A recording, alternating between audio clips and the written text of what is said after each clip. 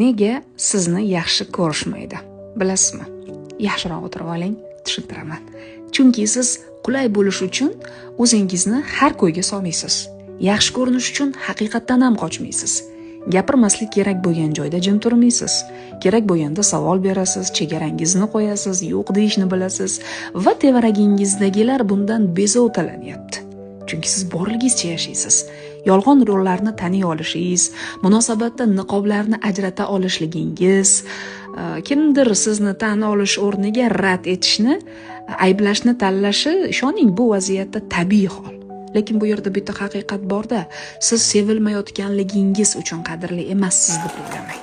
Aksincha, siz o'zingizni yo'qotmaganligingiz sababli hammaga ham yoqavermaysiz. Bu jazolanadigan sifat emas. Bilasizmi bu nima? Bu kuch.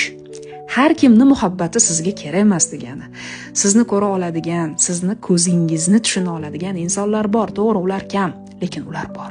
Psixologiyada bitta qonun borda, inson o'ziga o'xshamagan energiyadan qo'rqadi. O'zida yo'q bo'lgan fazilatni boshqasida ko'rsa, uni yo'q qilishga urinadi. Demak, sizni rostgo'yligingiz kimningdir qo'rquvini uyg'otyapti.